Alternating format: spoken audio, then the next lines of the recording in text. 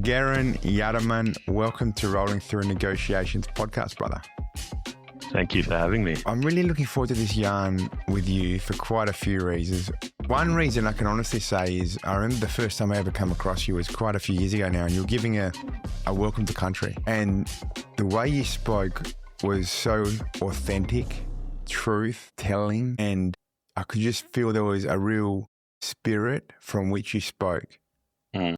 And so I think that our listeners, you guys listening in right now, I think you're going to really love hearing the place in which Gheran speaks from. And given the work you do at university there at RMIT, maybe we can start with this.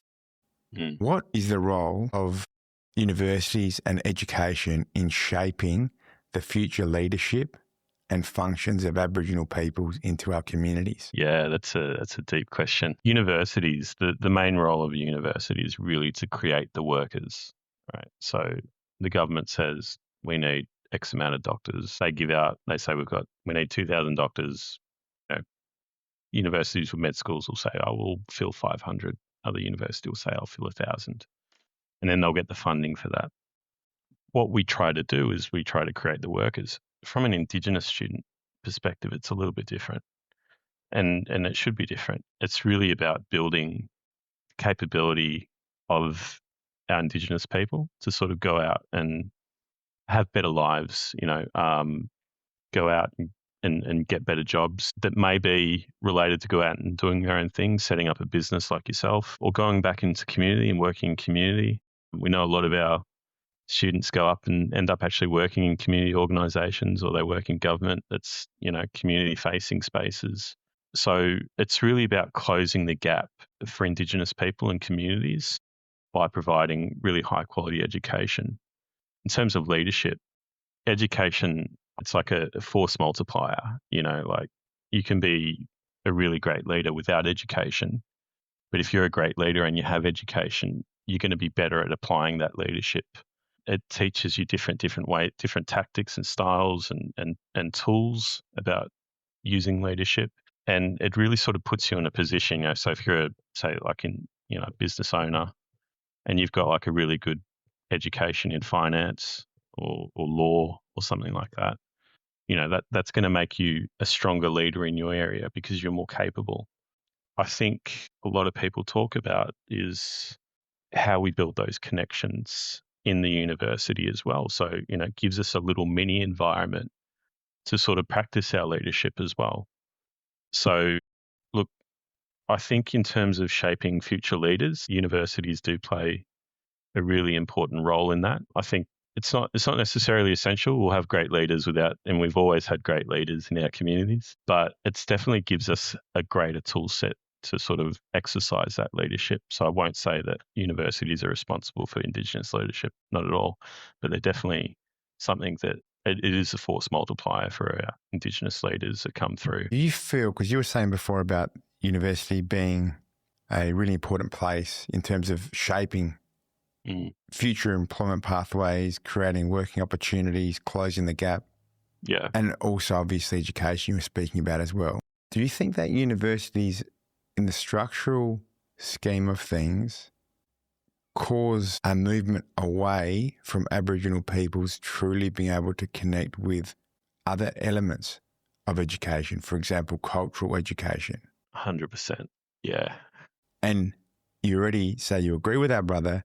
Yeah. And I appreciate the ease in which you say that, because I feel like this is perhaps even a bit of a controversial. The question then becomes, how do we maintain the strengths that come from institutionalised forms of education and allowing Aboriginal people to still remember who they are, where they come from, and where they belong in the process?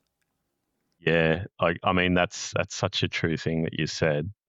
This is the thing that I have to deal with every day.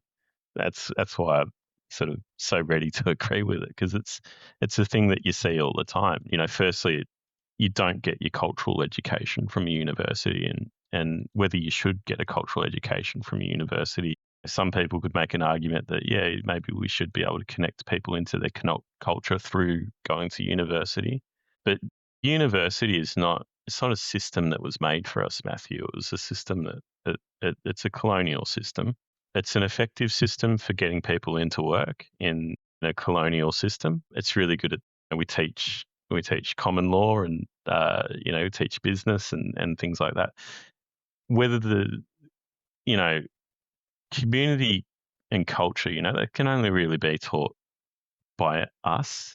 And so it's really not the role of a university to do that. And so what the university does, it teaches you, how to be, a good member of a colonized society.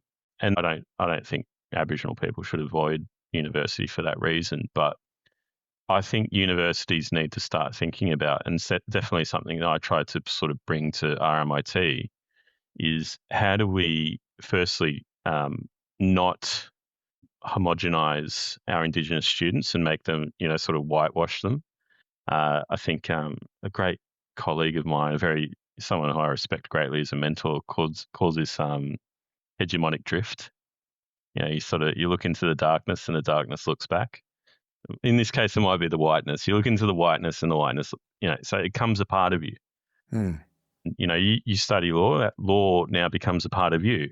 And, I did my JD, and the law has now become part of me. When I look at things, I now look at them with a legal perspective, or I look at it with a business perspective. So it's sort of essentially become a part of me. But that's not to say that it's wiped out my culture. When we think about what are the kind of graduates we want to make? Well, we want Indigenous graduates to be strong in their culture. That's a part of their communities' responsibilities and their own responsibilities. So how do we not get in the way of that? And then how do we make sure that we're not using the system to sort of wipe that away from them? So, because a lot of these people that are coming in from communities and have that strong culture, they're going to go back and work in their communities. There's some really interesting approaches to that, which is, actually bringing self-determination into higher education. Let's say we've got the infrastructure of the university, we've got the funding of the university, and universities are sort of self-accrediting organisations. So if a university wants to have a degree in cups, they can have a degree. They have a bachelor's degree in making cups, cup making. Yeah. So if I'm Boonwurrung, there's a lot of things about Boonwurrung culture that could be taught through the infrastructure of a university, but not by the university. It's got to be taught through communities. So if there's a way for communities to use the infrastructure of the universities to deliver, say, an undergraduate degree in Boonwurrung or Wurundjeri or Gunnar Kurnai or Wemba Wemba, that might be something that could answer that question. I think it's quite exciting. I've seen some universities trying to tackle that. I think UNSW is doing something around that area, but it's about working with the community. So the community is the ones that are delivering that education to their community, but through the infrastructure of the universities. I think that's something that's really exciting for me. It's something I want to see universities do a lot more of, and really sort of creating programs within the higher education offerings that really respond to what the community wants for their community. So being a little bit more community centric. Other than that, it's about creating those spaces, the Indigenous support units, those connections that you have when you go to university and you meet with your other Indigenous law students or your other Indigenous business students, or you just come in and you have a cuppa with Uncle or Auntie, and you maintain the connections through those Indigenous support units. But nothing can replace, just your community connections, going back home, wherever you might be from, and just sitting with your uncles and aunties and cousins and staying strong in your culture. I don't think universities will ever be able to replace that. Yeah, and do you think this question is unique to Aboriginal students? Do you think that the challenges in maintaining Aboriginal identity through the university institutional process is any different to maintaining identity from any other cultural background? That's a really great question.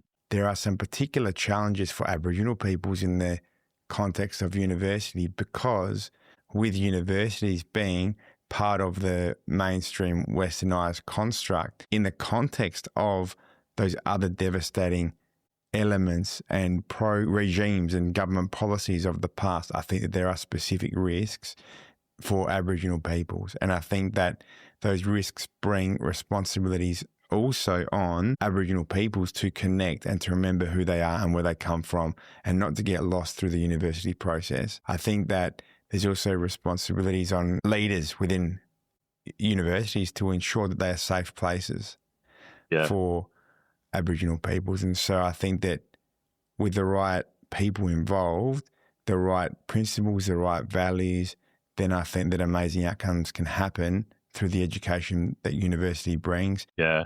And to sort of give you my answer, I think it's a real sad thing when anyone's disconnected from their culture. So look, I think if there's a way to sort of make sure everyone, wherever you might be from, to sort of stay grounded in community, in your culture, and still get through the Australian education system, I think that's a great thing. And but like you said, I think Aboriginal people specifically are at higher risk when we go through the education system. I know I've seen it many times. You know, you get people coming through, and I'll say that there's a two-sided problem on this. One side of the problem is the mistrust that a lot of communities have in education. So we see someone go and do a law degree, a PhD, and we go, oh, that person's not real cultural anymore. They've been whitewashed, they've been, indoctrinated into the colonial system, or they're a sellout or something like that. There's that kind of stigma around it. I think that's starting to die away a bit now as we see more excellent Black academics come through.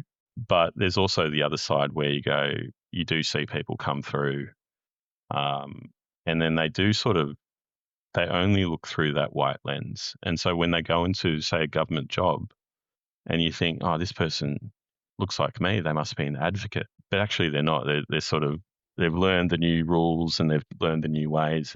They said, oh, well, I'm not really a part of that community anymore. I'm part of the new community and I'll make the decisions. I'll toe the line. I'll do what I'm told. And that's sad. That's a really sad thing to see. I think that's a failure of the education system. I think it's also very interesting, as you mentioned before, about universities looking to bring cultural programs. And I don't know if that's in the form of a degree or what sort of form it's going to be in. We see a lot of people coming out of universities and going back and working in their communities, whether it's a traditional owner, a lands council, doing cultural heritage work, advocating, working as lawyers and things like that. So if we go back to what I said at the beginning about, what are the needs? What are the needs of, society, Australian society, but narrow that down to the community. What are the needs of the community? So, maybe a community does a lot of work in the cultural heritage space. So maybe they're going to go, well, we want a program that delivers a lot of cultural heritage training, as well as maybe, a lot of our communities, we want to speak language as well, because that's something that's valuable to our community. And that's something that they would sort of choose to put into their program, and they'd have their elders teaching language and they'd have other people that might work in their communities in the cultural heritage management side, and or it might be caring for country kind of work, like burnings and things like that.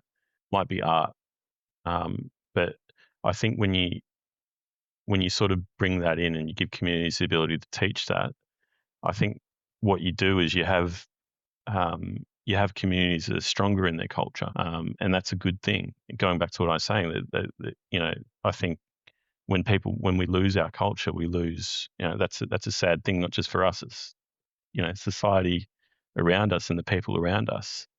Like I feel very privileged growing up as one of the kids of my mother.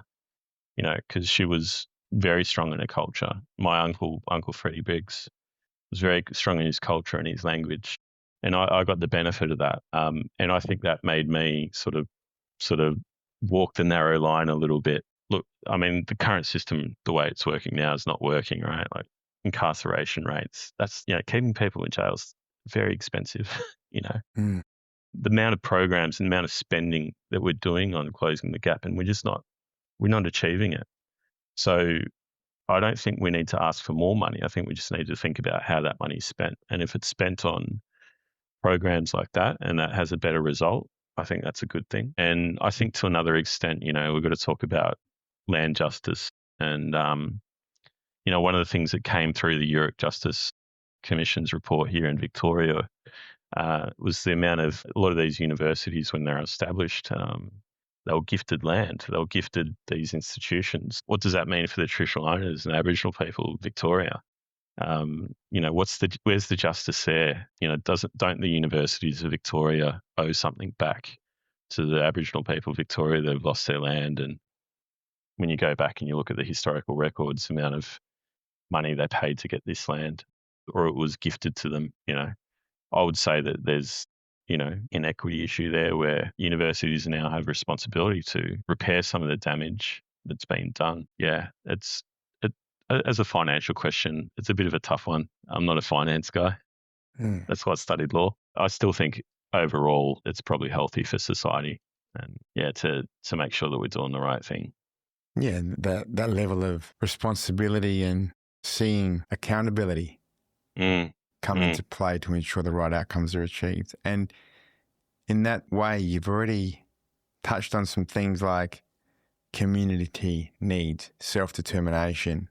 Yeah. And I want to put this icing on this cake that you've baked so beautifully, the cake of governance, because you do a lot of work within the governance space, and governance is also something that I think that communities need to have properly placed to be able to really benefit from and to achieve community outcomes through. And often governance structures can fall short, much shorter than what they really should. And it's in the need of governance in which we have a great responsibility to ensure that education in governance, to ensure that the skilled and capable board structures are implemented. What is governance to you in terms of the work that you do, and how does this relate to empower our communities? So from a really sort of narrow lens working at RMIT, governance to me is really how does RMIT sort of ensure that they're taking a rights-based approach to the work that we do. So, at a high level, that might be, for example, looking at the UN Declaration of the Rights of Indigenous People, or it might be sort of guidance from the IHS Code of Ethics. But, it's essentially like, we do a lot of work in the Indigenous space. We bang up a lot against things like Indigenous knowledges. We work on Indigenous land. How are we doing that in a responsible way? So are we getting free prior informed consent? Are we respecting the Indigenous cultural intellectual property rights of knowledge holders, language speakers, for example, or the storytellers? Are we engaging properly? Are we taking a rights-based approach to engagement? And that's a lot of the work that I try to do, but I don't do it from a governance level. We do it really from the management side. And so there's always that battle to make sure that there is accountability. And if the accountability is me, that's not good enough. And if the accountability is my boss, it's not good enough. It's got to be at the top. It's got to be, at the council level of the university that's responsible for ensuring that we do our responsibility as a good member of society, a good citizen. So if RMIT is going to be a good citizen, how do they be a good treaty partner? How do they be a good partner to the traditional owners and Victorian Aboriginal mob that have come and lived here? The students that we teach, the elders that we work with, knowledges that we deal with, the researchers that the research that we do, whether that's researching plants and things that could cure cancer, or it could be working with Indigenous communities on fashion. How are we respecting that and doing that from a rights-based approach, knowing that the communities that we're working with have rights and that we're respecting them and we're doing it in an ethical, responsible way. That's what governance means. I think there's a lot of space in universities to have better governance around the Indigenous space. I think I think the corporate side of the world is doing in some ways better than university sector. But in one of my other roles, so I work as the president for NATSIHEC. And NATSIHEC's done a lot of work in this space, about getting pro-vice chancellors and deputy vice chancellors Indigenous. That's now a normal thing in universities. It wasn't always the case. So getting people into the executive level of the university that are Indigenous to help sort of guide the university on that path. I think more can be done. I think maybe there's some changes coming down the pipeline with the new ATEC, the Australian Tertiary Education Commission, and these mission-based compacts they're doing with the universities, getting the universities to actually commit to things and commit to doing this kind of work, increasing Indigenous student numbers, Indigenous participation and procurement numbers, percentages and things like that, and using the funding model as a sort of point of leverage. So I think that's one way. I don't think it's enough. I think we need senior Indigenous people at the highest level of the university, but I think we're getting there. There's definitely forward momentum, and I think a lot of that work was done by my predecessors, the people that came before me, the presidents and chairs of NATSIHEC and NIHEN. They've done all that work and really sort of advocated for those positions, with Universities Australia and within the university sector as well.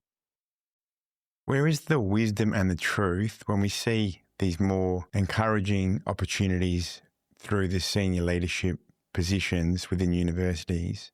In terms of, first of all, embracing the voice of the wisdom that senior Aboriginal people bring rather than having mere tokenism? Yeah. And what is the response to, oh yeah, you just got that position because you're Aboriginal? Yeah.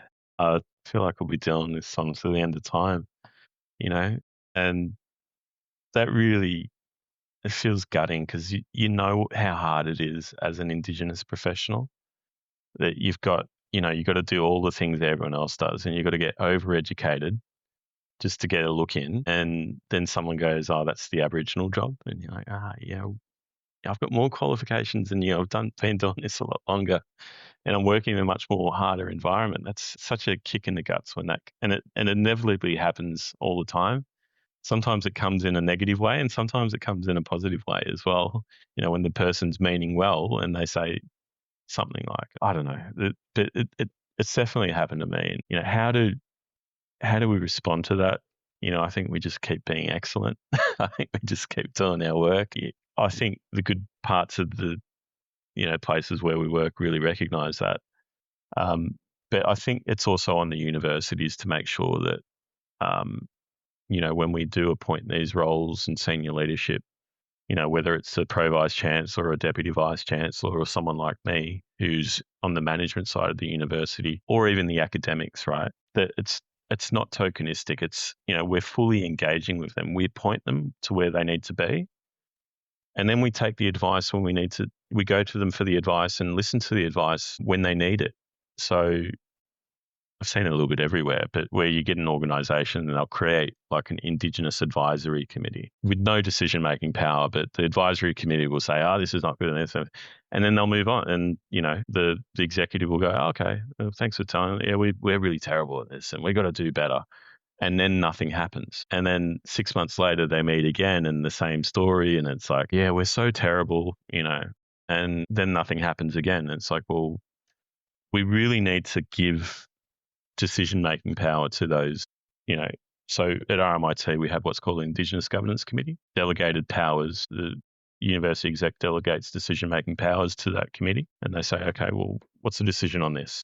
And the IGC will say, well, this is what we want to do.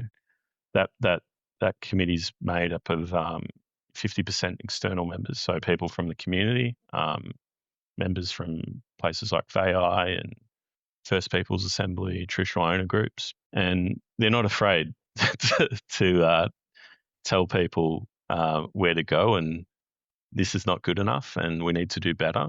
And that's what we really need to see a bit more of. I'd like to see something like our IGC elevated to a higher level, so where it's maybe a part of university council, I'd like to see that across Australia, where you have Aboriginal people embedded at the decision-making level, at the governance level of the organisation, and being able to guide the university and the rest of the executives and council members on what a real good work looks like and what we should be doing and how we should be doing it, and influencing the decision makers at the highest levels. I don't think we have that yet. We do have some very senior Indigenous people. We do have people in the ATEC Commission that I think will move the card a little bit in that space. But I'm hoping in my lifetime that we'll see something a little bit more realistic, a little bit less tokenistic. I think it's a big jump for the universities sector or the higher education sector to do that. I think it's a big jump for the corporate sector to do that,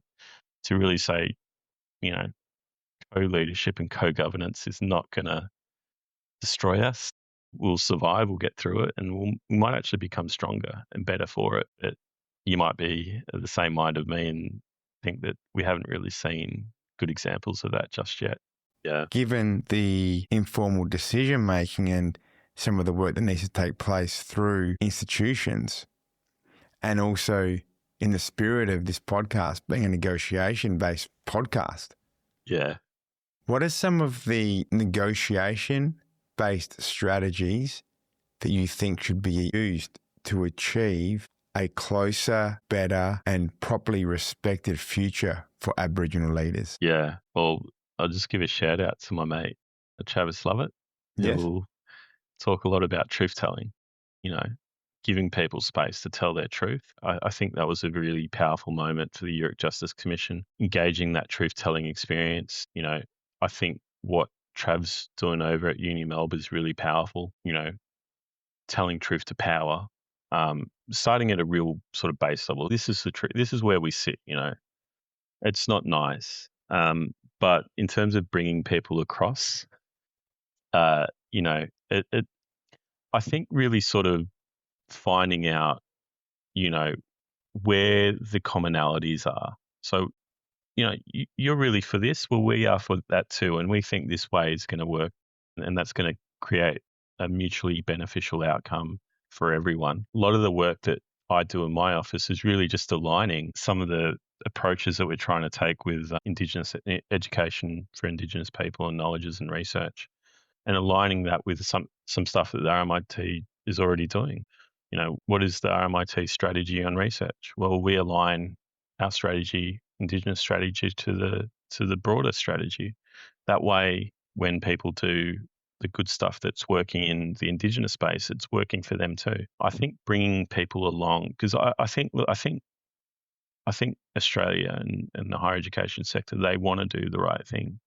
A lot of them just don't know how. I think a lot of it is about bringing them along on that journey and then creating really good moments to tell successful stories. I think having that sort of softer approach, gently guiding people through the process, is a great way to actually get them on board when they see, well, this is not too different to what I want and this is the right thing to do. I think that helps them get through to that decision and make that decision. At least that works in the Indigenous sector. I think a lot of the stuff that we want is very much aligned with what everyone else wants. Just sort of making sure that we're telling that story at the beginning. Yeah. More of the carrot approach, I guess, to the negotiation than the stick approach. So to summarize that, brother, from that negotiation perspective, I think that what I've heard is leading from the beginning with story, which is what you just mentioned, but I also heard you speak about commonality, finding that true alignment and guiding people along, bringing them on board. And that's it. I think that there's a lot of truth in what you've spoken, because you can often achieve better outcomes by way of positively leading somebody as opposed to negatively scolding somebody. Making somebody positively wanting to come on board and be doing the right thing and embracing the right outcomes through positive steps, I think, is a really powerful way to be negotiating. So I think you've explained that really well. Yeah. Oh, thanks. You summarised it really well too. Thanks, brother. There's always risk in summarising because there's probably some things that you said that I missed on as well. So Yeah, yeah. And I was wondering if it would work as the last question to this episode. The question is this: how can people negotiate and live better lives as a result of you reflecting and sharing key elements of your own story that can be used and shared by others? Yeah, that's a powerful question. Look, I'll lay the groundwork. So my entry into the education system was not what would be seen as normal. I really struggled in high school. I made the mistake of listening to a teacher that told me education was not the place for me, and I left. And I didn't come back until, many years later. It was actually after doing some work and actually figuring out that I wasn't an idiot. And I came in and I did a advanced diploma and then a graduate certificate in business administration, followed that up with an MBA, and then went over and did my Juris Doctor degree. It was really having that faith in myself and not listening to people who doubt or who, I think in negotiations, a lot of people will scare you. And, I see this quite a bit. And it's really about having belief in what you bring to the table. If I had a stronger belief in what I brought to the table earlier on in life, I probably would have been my life would have been very, very, very much different. I think that just having that unshakable confidence in that what you have is valuable and good and strong, and you have the capabilities to make it through, and not flinching, similar to how I flinched when that high school teacher said in front of the whole class, like, education is not for you. At that real critical moment, I think I was just done with it, and I ran off and, went and lived a bit of a wild life after that, and not coming back until I had some really great mentors that actually reinstilled that confidence back into me. The reflection on your story that you shared absolutely highlights the point of self-belief and resilience. Yeah. And I think that the way people can live better through this is if somebody comes along and there is that person that says no, you might be negotiating upon a major community outcome and you're told by local council, theoretically, no, you can't do that. Yeah. Not letting the naysayer shake you off, not letting somebody else's pessimistic attitude affect and harm your own self-belief. And the flip side to that as well is if somebody says you're fantastic and you can do it, you're not going to do it unless you truly believe. And so having that level of uppermost self-belief within yourself and the resilience to back that up to do what it takes to achieve what is important. I think you've really highlighted that well, brother. And I'm sure our listeners have loved this episode as well. Remember, all you amazing people who love tuning in, being part of Rolling Through Negotiations podcast, press that like button, share this episode, and subscribe to Rolling Through Negotiations so we can keep on bringing you more fantastic episodes just like this one. And before we go, very importantly, drum roll please. Us.